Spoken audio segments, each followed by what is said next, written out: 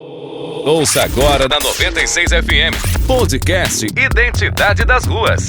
Um super bate-papo com muita arte, cultura e projetos incríveis. Podcast Identidade das Ruas. Esse programa é financiado pela Lei de Incentivo à Cultura. E aí, galera, tudo bem com vocês? Sejam todos muito bem-vindos. É um prazer estar recebendo vocês aqui para mais um Identidade das Ruas. Esse projeto incrível, né, Bruno? É isso aí, muito boa noite, galera.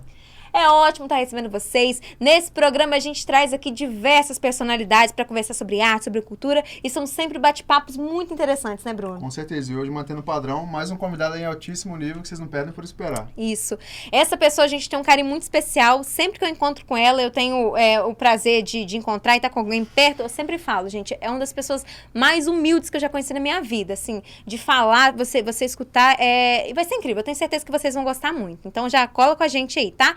Então, para a gente já dar início a esse programa, gente, é importante lembrar que esse projeto é uma idealização da Fundação Cristiano Varela em parceria com a ONG Identidade das Ruas. E todo esse projeto incrível é patrocinado pela Lei de Incentivo à Cultura. A intenção principal do projeto é apresentar para você de casa, no carro, em todos os lugares, as grandes potências do cenário artístico e cultural. É isso aí. Falando em potência do cenário cultural aqui e artístico da nossa cidade, vamos apresentar nosso convidado de hoje.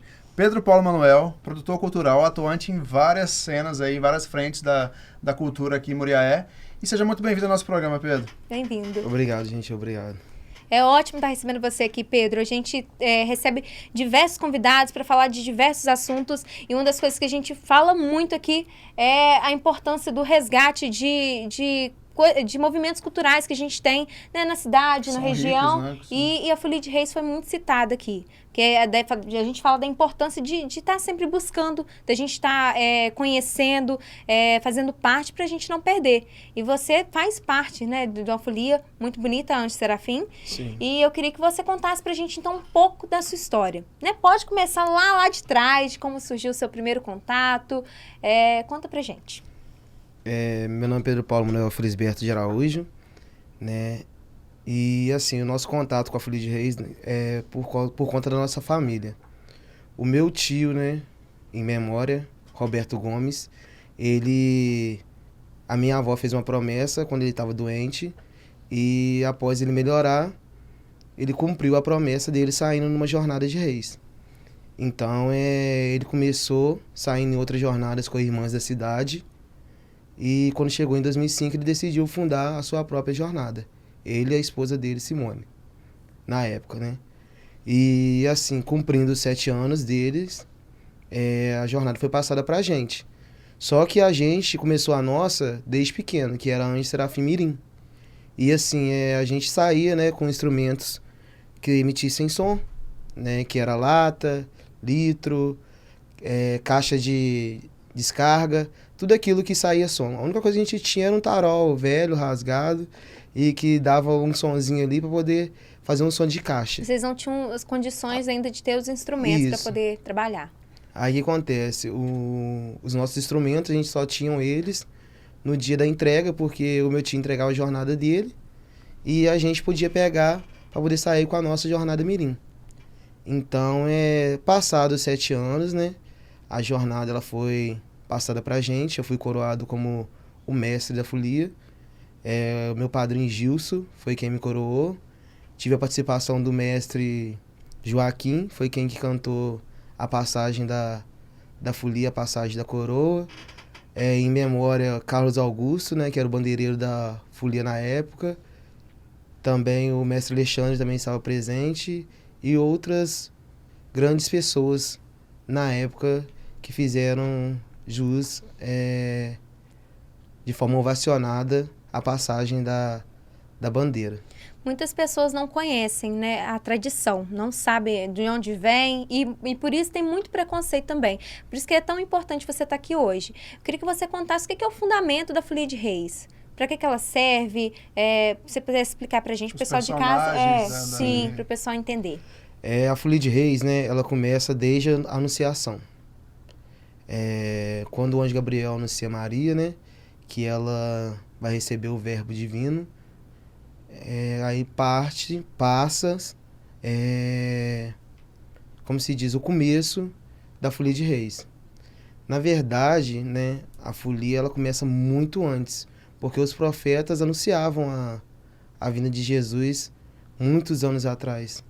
Então, assim, quando Maria recebe o verbo divino, né, e depois visita sua prima Isabel, né, aonde João Batista sauda, né, então, assim, a folia, ela começa em dezembro, dia 25 de dezembro, na virada, né, do dia 24 para o dia 25 e termina no dia 6, que é o dia de Reis, a folia de Reis. Então, assim, a gente começa com a anunciação, o nascimento, a viagem dos magos e a adoração dos magos, e a volta deles e a fuga para o Egito. Então, assim, a função, né, de cada componente da folia, né, representa os apóstolos de Jesus e também os 3 reis magos. Os soldados de Herodes, né, aqueles que as pessoas tanto criticam, às vezes falam que é a figura do diabo, na verdade ele não é. Ele é... Seriam os palhaços. Porque as pessoas, muita gente tem muito medo dos palhaços. Sim. E eles têm outro significado, né? Bem diferente. Sim. O que acontece? Quando os magos, né, viajaram para poder visitar Jesus nascido, eles passaram pelo palácio de Herodes, aonde eles foram interrogados. Então, assim, quando eles chegaram no palácio, a estrela ela se apagou. Eles estavam sendo guiados por uma estrela. E após sair do palácio, a estrela novamente ela se acendeu. Então eles continuaram a viagem. Só que eles, nessa viagem, eles estavam sendo seguidos. Então, quando eles encontraram Jesus nascido, né, eles abriram os seus tesouros, os seus presentes, para poder ofertar ao menino. Então, após essa adoração, surge o soldado de Herodes, que estava acompanhando, seguindo os magos, e chegou lá para poder matar Jesus menino. Só que quando ele chegou para poder matar a criança, né, ele não conseguiu matar. Quando ele apontou a sua lança, muitos mestres cantam essa passagem, escureceu a sua visão. A mão dele estremeceu e a lança caiu no chão. E assim, o soldado arrependido, ele pediu perdão a Deus. E Deus, que é misericordioso, né, ele concedeu por sua culpa o perdão. E assim, como os magos, eles não sabiam o lugar onde passar, eles levaram com eles, na volta, né, o soldado que o caminho iria mostrar para que não voltasse pelo mesmo caminho. Veio um anjo avisar aos magos que não voltasse pelo mesmo caminho, que a intenção de Herodes era o menino matar. E então o soldado vestiu a sua túnica para como forma de disfarce, para que ele não fosse reconhecido e pudesse passar pelas fronteiras aonde os magos estivessem a salvo. Foi onde surgiram as máscaras, que hoje em dia são enfeitadas de várias formas, mas que o conteúdo segue o mesmo padrão religioso. Entendi, como um disfarce, então, para que eles pudessem fazer a passagem em segurança ali, né? Viu? É totalmente diferente, né? E assim, a gente imagina mil coisas, gente. E é tão legal quando a gente para mesmo para poder escutar quem entende, né? Se coloca nesse lugar de ouvir. É muito interessante. Você falou que seu tio começou e depois passou para você. Por que são 7 anos? E tem que passar para alguém da família, necessariamente? Esses 7 anos, geralmente, são as promessas, né, que são feitas. Então, assim, a gente costuma passar para familiares. Mas, por enquanto, né, enquanto tem um querendo, o outro ainda não decidiu ainda, então a nossa jornada ela tá parada por enquanto para que outra pessoa pode chegar para poder assumir essa missão.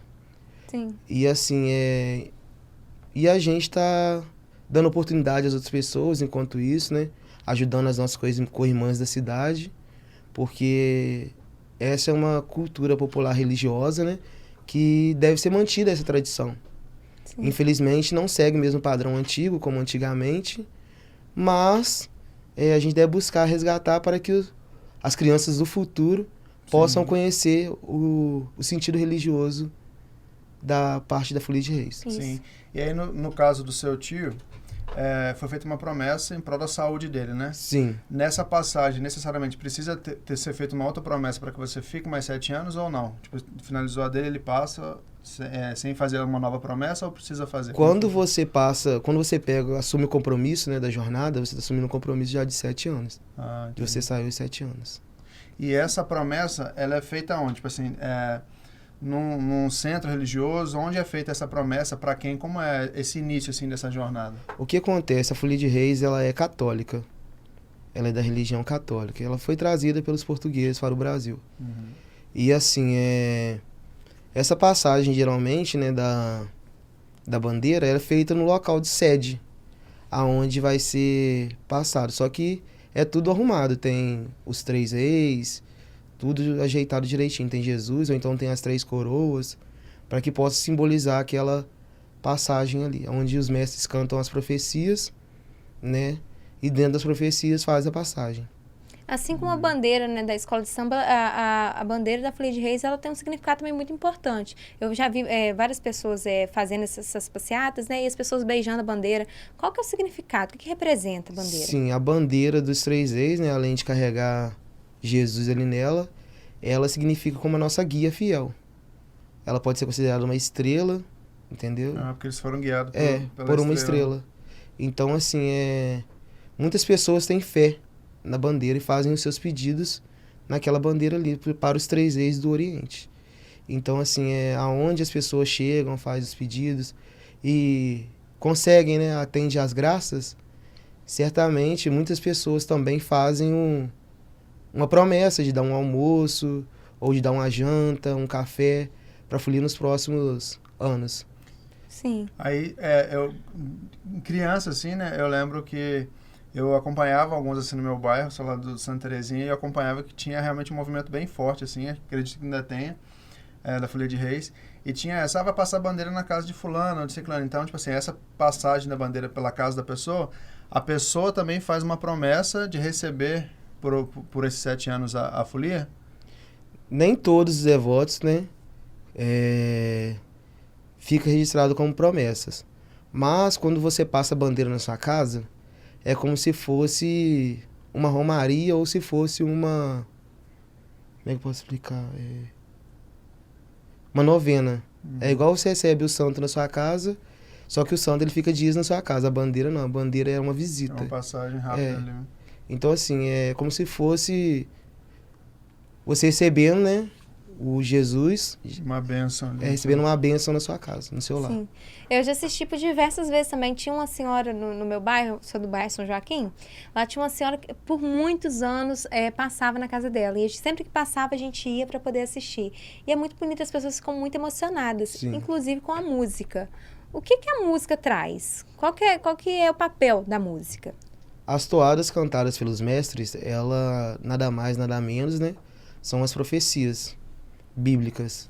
Então, quando o mestre chega na casa do devoto, ele faz a chegada, dependendo da data, ou ele vai cantar a Anunciação, ou o Nascimento, ou a Viagem dos Magos, a Adoração ou a Viagem dos Magos. E a fuga para o Egito, dependendo da situação. Então, assim, cada pessoa, com sua fé, se emociona muito com relação a essas passagens. Eu, por exemplo, gosto muito da adoração dos magos, a oferta dos magos e a volta deles. Eu acho muito bonita essa passagem. Você pode citar? Eu não sei como é que funciona, mas pode citar? Como assim? A letra? Recitar pra gente ou cantar, de repente? Sim. Os 3 reis, muito contentes por ter ganho a vitória, foram à Lapa de Belém ofertar o Rei da Glória. E também, assim, uma das profecias do nascimento que eu gosto muito foi até um mestre meu, né, um dos meus mestres, que eu tenho 3 mestres. Eu tenho meu padrinho Gilson, tenho meu mestre Adão, José, que é lá do Rio de Janeiro, e tenho meu mestre Antônio Cesário, senhor Antônio Cesário, desculpa, que ele tem 94 anos. Quem eu agradeço, né, por todos esses anos, que não me desamparou em nenhum momento, assim, me dando incentivo para que eu pudesse continuar a fazer cumprir, né, essa promessa. E ele até fala, meia-noite foram dadas prazer santo esperamos. Em honra ao Filho da Virgem, alegremente cantamos. Nasce o nosso Redentor, nosso esperado bem, em uma rochosa lapa na cidade de Belém. Muito bonito. Eu queria que você falasse pra gente, são quais instrumentos que são usados dentro da folia? Então, na Folia de Reis, né, são utilizados a viola, que o mestre carrega, o violão, o cavaquinho, o triângulo ou sino, né? Tem o tarol, tem o froché e tem também as caixas, que são de marcações, e os bumbas. Um dos instrumentos principais da folia seria o sino, né? Porque ele foi um das que confirmaram, né, o nascimento, Sim. o sino e o galo. Para as pessoas que decidem entrar, fazer parte e para tocar os instrumentos, como é que funciona? Vocês instruem as crianças que chegam, ensinam a tocar? Como é que funciona? Geralmente assim, quando entra alguém na jornada, é muito difícil assim manter a mesma turma. Ou se mantém a mesma turma, fica difícil achar vaga para uma outra.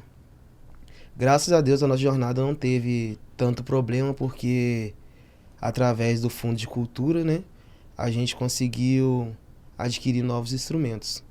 E assim, a cada ano que passava, a gente ia comprando mais instrumentos. Então assim, a pessoa que chegava tinha instrumentos sobrando para que ela pudesse usar. Até esqueci de falar também, né, que assim, quando a gente conseguiu chegar no Fundo Cultural, né, foi quem me incentivou a correr atrás do projeto, foi o Carlinhos Scarlett, lá do Santa Terezinha. Só na semana de enviar o projeto, infelizmente ele passou mal, então não deu para que eu enviasse o meu projeto. Mas ele me encaminhou a Alessandra Sesto, pessoa maravilhosa. Sim, beijão para Alessandra. A qual eu tenho um imenso prazer de conhecer e muita gratidão, porque eu pude compartilhar saberes e adquirir saberes com ela. Então, assim, com ela eu cheguei até o Ciranda Cultural, né?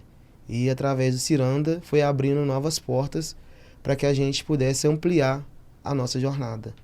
Então, através do Fundo Cultural, né? Posso ter falado da Gilca também, que ajudou bastante. Através do Fundo Cultural, a gente foi adquirindo novos instrumentos. Né? E o Adílio também, que durante muito tempo operou... Alô, produção. A produção, sempre citada, muito mencionada aqui. O Adílio que operou muitas vezes as nossas câmeras, que registrou vários momentos importantes da jornada também, né? Inclusive, uma das últimas filmagens onde meu tio estava foi ele que gravou, né? Então, assim, foi uma pessoa muito importante foram pessoas, né, importantes em nossas vidas. E é muito bacana a gente ter esse resgate através de pessoas, né, que valorizam essa cultura. E isso no Brasil, recentemente eu vi, agora não lembro aonde, eu vi uma reportagem falando sobre o resgate realmente e a valorização da cultura, principalmente da Folia de Reis. A gente recebeu alguns outros movimentos culturais aqui, como, por exemplo, o Grupo Folclórico de Santa Terezinha. Sim. Eles têm, algumas épocas do ano, um encontro com outros grupos folclóricos. Sim. Vocês têm um encontro de Folia de Reis? Vocês têm contato com outras pessoas que estão cada um na sua jornada? Como funciona essa organização com outros grupos? Sim, durante esses anos, né, a gente conseguiu conciliar algumas datas com outras folias co-irmãs de fora. Leopoldina, Itaperuna às vezes... Mas assim, nem sempre dava para ter compromisso com outras. A gente foi chamada para ir a nossa jornada foi chamada para ir em Macaé também. Bacana. Infelizmente não deu para ir por conta de condução, que ficava muito puxado na época. Mas as jornadas se abraçam sim. Entendeu? E fortalece uma, fortalece a outra. Né? Sim. Eu queria saber, hoje, você sabe dizer quantos integrantes tem dentro da folia e quantas são as folias atuantes dentro de Muré? Então, o necessário para sair com a Folia de Reis é 12 integrantes. Só que aqui em Muré geralmente sempre passa desse número. Então, é onde é bom, né? Porque abre novas portas, surgem novas oportunidades. E assim, no período em que a pessoa está na jornada também, ela evita, né, de fazer algumas coisas, né? Então, Tem um preparo para entrar na jornada? Como funciona esse? Então, geralmente, quando a gente sai com a Folia de Reis, antes do dia principal, do dia 24, para o dia 25, a gente faz a coroação dos foliões. E depois do dia 6, que a gente marca a nossa entrega, ou no dia 6 mesmo, a gente faz a descoroação. É onde eles assumem um compromisso, né? De estar ali fiel à jornada, fiel à sua bandeira e seguindo a sua missão. Aí você falou que eles deixam de fazer algumas coisas. Eles, por exemplo, é um propósito que a pessoa faz, vai deixar de fazer isso, fazer aquilo. Porque assim, enquanto eles estão na jornada, eles não estão na rua, não estão... É onde eu falo que... Eu podia estar fazendo uma coisa, tipo assim, pro meu benefício, mas eu vou tô seguindo uma missão de fé. Agora. Entendi. Muito legal. Você citou, né, as leis de incentivo, que são muito importantes. Você foi contemplado na lei municipal, né, no fundo municipal e no estadual, Sim. é isso? E no Ciranda Cultural. Eu queria que você falasse como que isso agrega, sabe? Porque assim, a gente sabe que é muito importante, mas assim, é sempre bom, né, pontuar, para as pessoas entender. A gente, né, eu não imaginava o que seria esse mundo, assim, de se locomover em um fundo cultural. Mas, a Alessandra Sesto, igual já mencionei anteriormente, ela foi me auxiliando para mim poder estar enganjando, né, fazendo engajamento desses projetos. Então, assim, foi uma experiência muito boa, porque eu não tinha noção nenhuma de quanto a gente gastava do bolso da gente antes. Porque a gente gastava muito. Eu, meu primo Rodrigo, né, o Jader, também, que é um dos diretores da jornada, o Rodolfo, a Francine, e também tem o Luizinho, que ajudou a gente muito tempo também na folia. E assim, pesava muito pra gente sair, tirar esse dinheiro, esse recurso do bolso. Então, com a ajuda do Fundo Cultural, a gente pôde organizar tudo direitinho. E tanto com uniforme, tanto com instrumento, tanto sanfoneiro que cobra, tanto translado, a gente pôde, de forma objetiva e clara, né, fazendo a execução desse projeto da maneira correta. Isso. E impacta no resultado final, Com né? Porque certeza. quando você consegue organizar tudo, dividir esses gastos, comprar equipamentos novos, como você mencionou, tipo, o resultado final da apresentação Fica realmente muda bacana. muito. Muito bom. E fora, né, fora esses gastos, né, que faz falta. Você quer produzir, você quer fazer, lógico, você de qualquer forma ia fazer. Mas assim, com a ajuda, gente, fica muito mais fácil. Por isso que é tão importante a gente conhecer. E quando a gente cita a Alessandra aqui, gente, a Alessandra tem muito que vir aqui. Até hoje a Alessandra veio. Alessandra, por favor. A Alessandra, muitas pessoas não conheciam, não sabiam de leis, de incentivo, não sabiam que existia. E assim, muitas pessoas conheceram através da Alessandra, que foram Sim. entender, né, mesmo que de início, como que funcionava, que elas existiam. Inclusive meu primeiro contato foi com a Alessandra, para poder saber que existia tudo isso. Eu falei, gente, mas como assim? Eles te pagam, né, para você produzir um projeto? E isso expande horizontes, sabe? Para muitas pessoas que produzem arte e não sabem que existe. Por E isso é que a uma gente forma sempre de incentivar fala. outras pessoas também a correrem atrás, porque isso é um recurso que vem realmente para ser todos. usado nisso, né? Para ser usado nisso. Isso. E falando também de... Ai, peraí. Respira. Desculpa, peraí. Como é que fala, gente? Incentivo. Isso, falando de incentivo, nossa. E falando também de incentivo, né? A gente citou aqui o projeto Ciranda Cultural. Você também trouxe esse projeto para dentro do Ciranda, da Folia. E teve um espetáculo, né? A Grande Ciranda no Coreto, em 2018. Eu queria que você falasse pra gente como foi, né, essa experiência de fazer parte. Então, o Ciranda Cultural, né? Eu cheguei nele na segunda reunião. Tava sendo até na casa da Gilca, na Pierre. Nesse Ciranda Cultural eu não consegui ser contemplado. Sim. Mas as autoridades, né, do que coordenavam o projeto, eles tiveram por base, né, a nossa necessidade, que a gente carecia na época de uniforme ou de alguns instrumentos, e promoveram algo para que a gente conseguisse mudar um pouco a jornada. Foi aonde a gente conseguiu fazer a troca dos primeiros uniformes e de alguns instrumentos. Sim. No outro ano você foi contemplado. No outro ano, Foi em com a graça 2000? de Jesus Cristo, né, a gente conseguiu ser contemplados. Foi 2019? Não, 2020, né?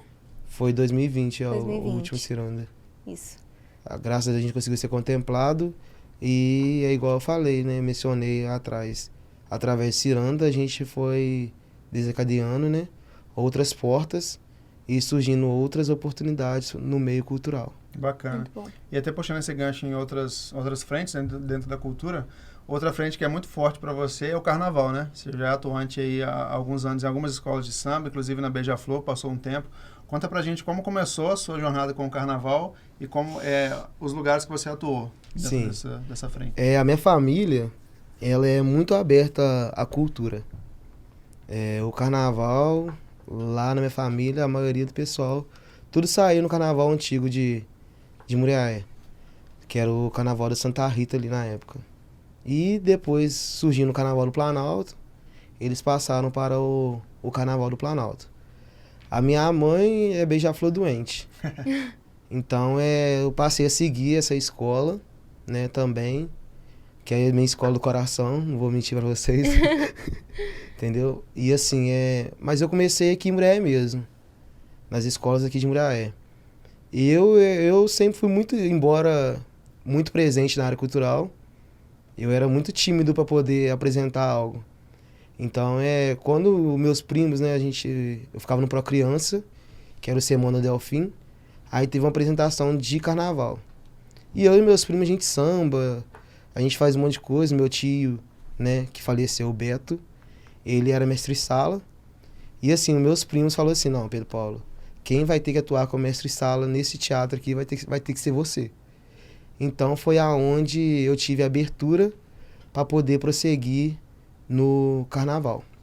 Você ficou 6 anos desfilando pela Beija-Flor. Sim. Como é que surgiu esse contato com as pessoas para poder desfilar lá? Como é que você fez essa logística? Sim, igual eu citei, eu comecei aqui em Muriaé, comecei na bateria, como componente da bateria das escolas de samba aqui de Muriaé. E o meu contato com a Beija-Flor, ele veio através de comunicação. Como eu gostava muito da escola, eu ia comentando as coisas da comunidade, que era da escola, e através desses comentários as pessoas foram me adicionando. E uma dessas pessoas foi o meu diretor, Edson Reis, e que me fez o convite para que eu pudesse estar desfilando na agremiação. E dentro de Muriaé também você se destacou em algumas escolas, né? Como que foi a sua jornada aqui dentro de Muriaé com as escolas aqui? Inclusive nesse ano, né? Que foi esse final de semana agora que a gente teve, né? Os desfiles aqui das escolas de samba. Como você atuou nos bairros aqui, nas escolas da região? Sim, eu iniciei, né? No Canarinhos do Samba, que é a escola de samba do meu bairro. Mas teve um ano que, infelizmente, a escola não desceu.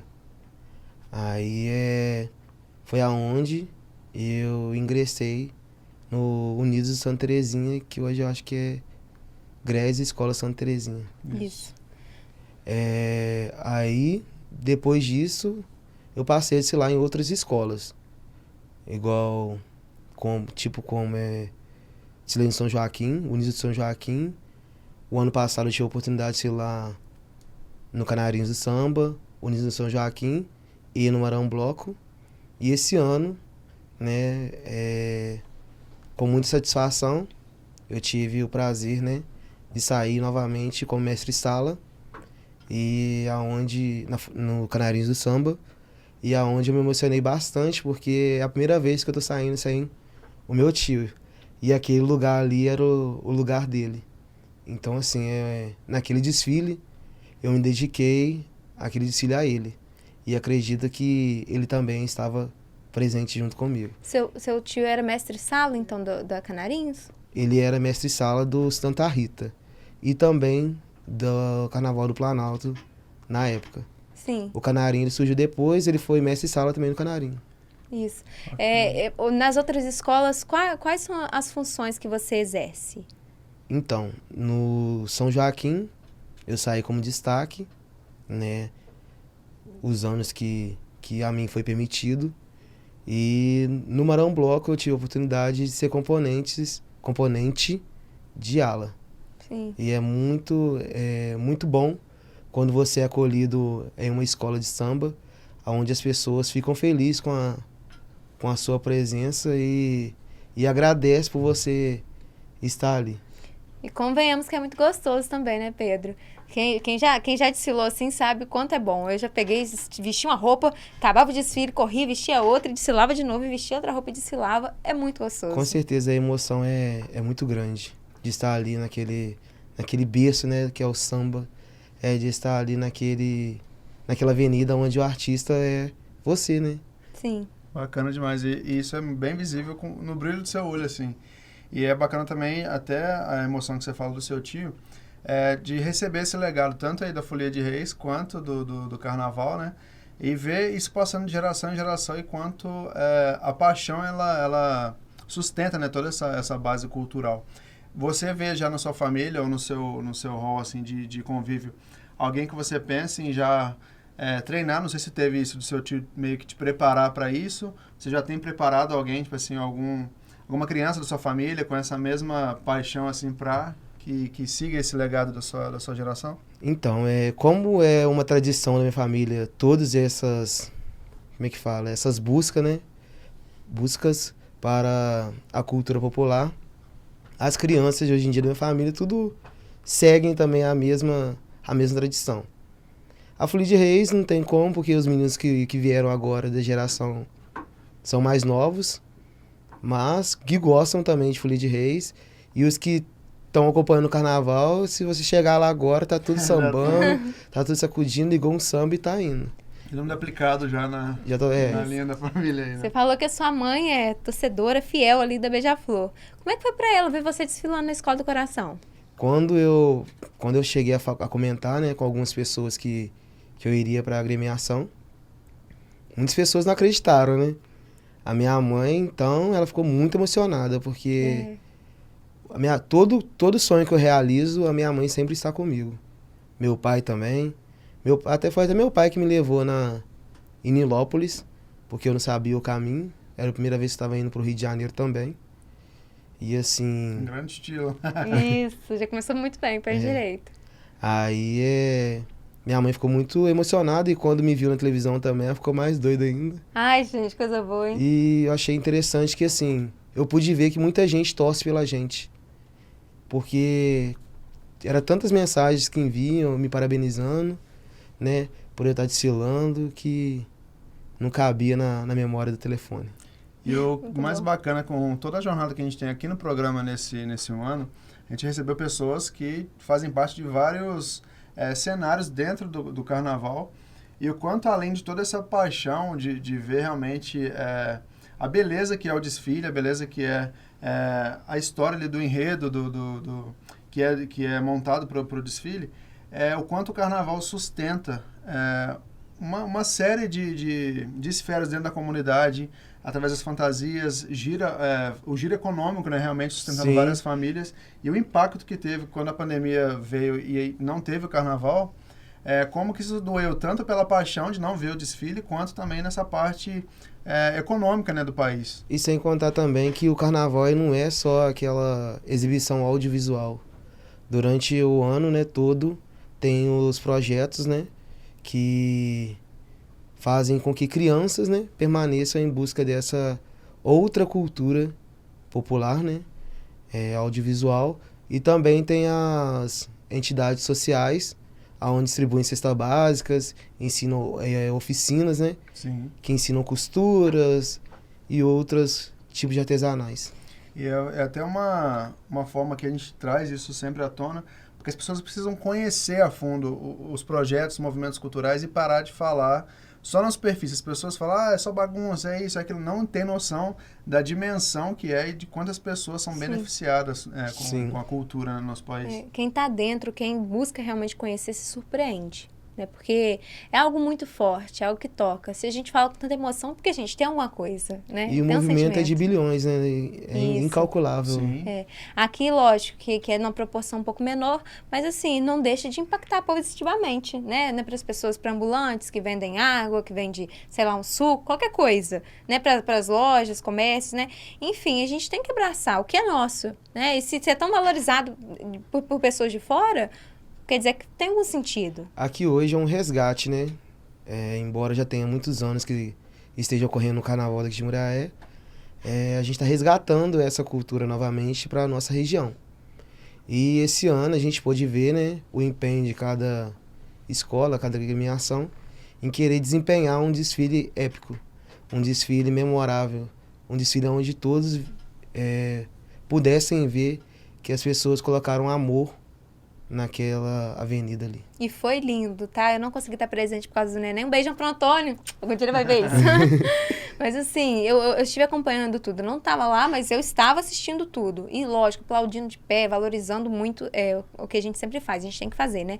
Tava lindo, lindo. Todas as escolas incríveis. A gente vê a dedicação, a gente vê o esforço que todo mundo teve para poder levar o que há de melhor para a avenida. E assim, ver as pessoas da cidade indo prestigiar é muito importante. E eu achei interessante também que esse ano teve muita tecnologia. Teve entrevistas, né? Foi aonde abriu um leque para as pessoas conhecer Sim. quem realmente está ali. Porque antigamente era só passagem ali, pronto, acabou. E ninguém sabe quem que estava ali tocando bateria, ninguém sabe quem que estava ali como destaque. E esse ano eu achei bacana essa questão da Visibilidade. Sim. da visibilidade. Registro é importante, né? É memória. E tudo que a gente consegue guardar, que a gente consegue juntar para poder mostrar futuramente, ó, aconteceu isso aqui. Ano tal a gente teve isso. É muito importante, né? Para as gerações futuras conhecer mesmo. E a gente vê o despertar e a gente vê também o despertar do interesse, né, em querer manter os próximos anos. Sim.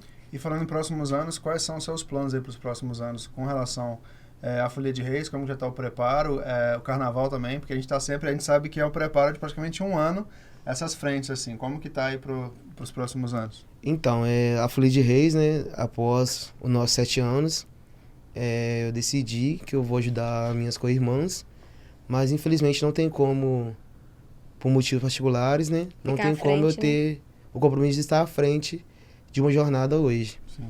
Mas tá de olho, assim, sempre apoiando todo sempre mundo. apoiando todo mundo. Agora, o carnaval não tem jeito, né? Isso aí. A gente tem que arrumar uma brecha e tá ali. Quando você não tá, eles buscam, não tem jeito. E quando a gente não vai, a gente fica sofrendo, tá? Eu fiquei em casa assim, fiquei triste. Mas ano que vem eu tô coladinha. E Antônio também, tá? Muito bom. Você também comentou antes de a gente começar que você já quis ser ator. Que história é essa? Chegou a fazer alguma coisa? Quando eu era criança, né, eu sempre tive o sonho de ser ator. Até uma tia minha me chamou para poder ir pro Rio de Janeiro uma vez, onde ela ia tentar conseguir que eu atuasse. Mas foi só um sonho mesmo. E eu tive a oportunidade, né, de participar de grandes eventos, né, ou até mesmo de filmes, de clipes, né, que tá aí a Larissa, que me convidou, né, pro clipe dela. E que foi muito interessante, muito impactante. Inclusive é um dos melhores que, assim, qualquer um pode ver pelo YouTube, né? Bacana. Que é o clipe aí Negro, né? Um clipe excelente. E, assim, o sonho da gente nunca morre. Isso. Nunca morre. Mas eu aprendi a ser artista de uma maneira diferente. Hoje em dia eu sou conhecido, né, pelo meu histórico, através da cultura popular. E grande histórico. Sim. E talvez eu não seria tão bem sucedido igual eu sou hoje através do teatro. Sim, você foi se encontrando aí, Sim. encontrando paixões ali Através das sua jornada. oportunidades. Sim. Eu vejo muitas pessoas falando isso mesmo, né? Tem um sonho desde criança. Lógico, nada te impede, né, de conseguir futuramente. Quem sabe? Talvez nem seja seu plano hoje principal, mas quem sabe não surjam oportunidades e seja interessante para você fazer alguma coisa, né? Então, as oportunidades, elas batem sempre na porta. Inclusive, teve o filme Correndo Atrás aqui da cidade. E eu tive o prazer de participar na figuração. E foi muito bom, porque foi onde despertei também muitas outras características. Inclusive samba também, Aí, né? na veia, tá na veia, né? Aonde eu vou tem samba, então... Isso. Pedro, você é dirigente espiritual. Uma das coisas que a gente vê muito, principalmente, a gente fala aqui na cidade que é o que a gente está em contato e a gente vê muitas pessoas falando sobre o preconceito, né? Eu queria que você falasse um pouco. Você fica à frente, né, do terreiro de Umbanda. Qual que é o nome do terreiro? Após, né, o falecimento do meu tio, né, eu, minha prima Jussara, né, e também o filho dele, Rodrigo, ficamos incumbidos, né, pelo compromisso de direcionar, dar seguimento a essa missão, que é a religião de matriz africana, e ela é afro-brasileira, né, porque a Umbanda, ela é mais brasileira do que afro. O candomblé, ele é afro, agora a Umbanda não, a Umbanda, ela é brasileira, que ela veio trazida pelos escravos, e tinham com a morte do meu tio, né, infelizmente, né, a gente não esperava, né, que fosse tão rápido da forma que foi. E assim, eu passei a ser dirigente espiritual do terreiro, Caboclo Sete Flecha, eu e minha prima Jussara, e também meu primo Rodrigo ficou incumbido com a missão de dar seguimento a isso. Com relação ao preconceito, né, não vejo aqui na cidade, assim, tanto preconceito com relação a essa religião. Porque, assim, eu conheço tanta gente e todo mundo sabe que eu sou um bandista, então eu não sei se não fala comigo ou se falam pelas costas, mas não vejo tanto preconceito com a religião aqui. Sim, aparentam respeito, então. Aparentam ter respeito com a religião. Inclusive, durante esses anos, ao longo desses anos, tenho visto muita gente que está ingressando na religião. Sim. E eu acho muito importante, a gente também, outra pauta que a gente traz muito aqui, é o movimento antirracista. Ele vem trazendo à tona a importância das religiões de matriz africana. Sim.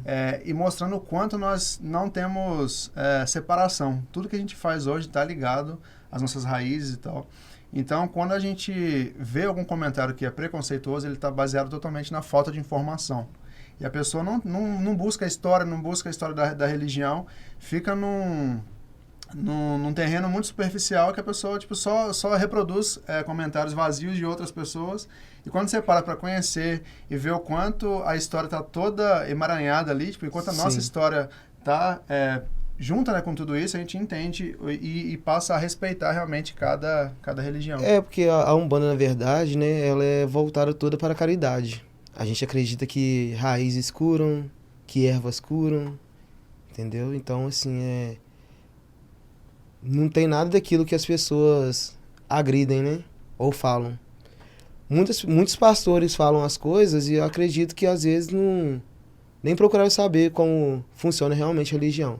Alguns já passaram por ela, né? Realmente, mas tem uns que só realmente falam aquilo que escutam os outros falarem. É o tal do preconceito estrutural, né? Sim. É aquele negócio que já está enraizado, que a gente tem que desconstruir. Tem como que se a pessoa colocasse uma viseira, né? E só olhasse assim para frente, seguia só aquilo que está à frente. Acreditasse naquilo que convém, Sim. né? E como a pessoa faz para conhecer mais? Como é um endereço físico, a pessoa pode procurar? Como funciona, tipo, as reuniões? Então, tem as reuniões que são abertas, né? As pessoas, e tem as reuniões que são de função, né, do barracão, que elas são fechadas.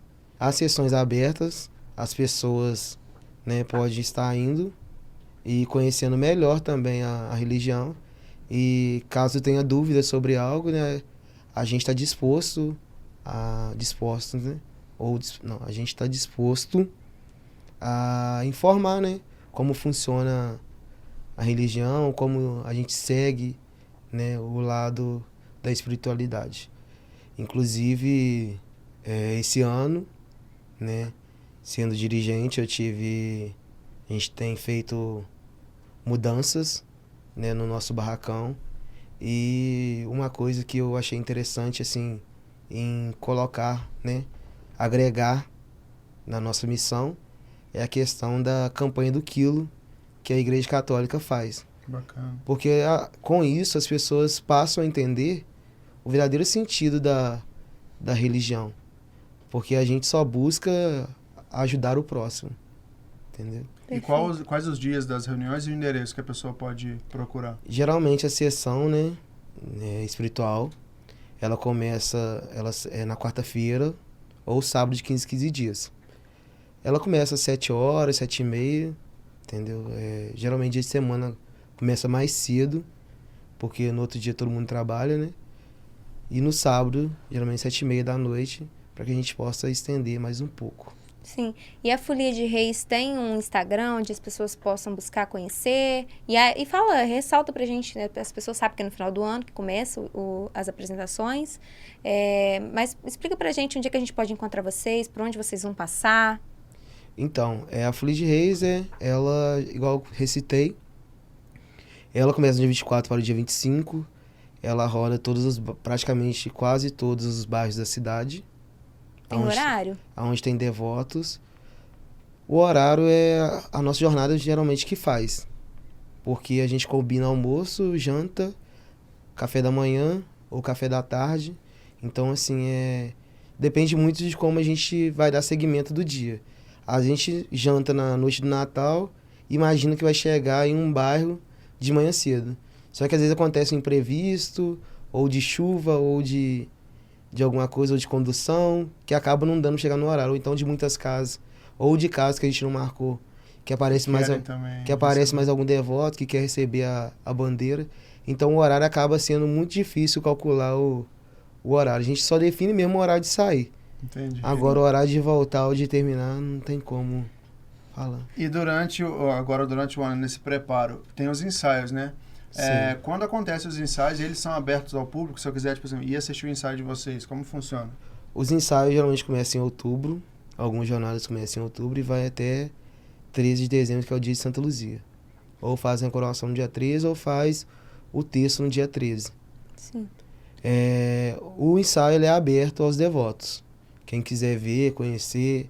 E é bom que as pessoas vão no ensaio porque ali dá para poder olhar melhor, né, o sentido e o fundamento da Folia de Reis e o que o mestre está cantando. Porque muitas das vezes as pessoas querem ver a folia, mas querem ver o palhaço pular.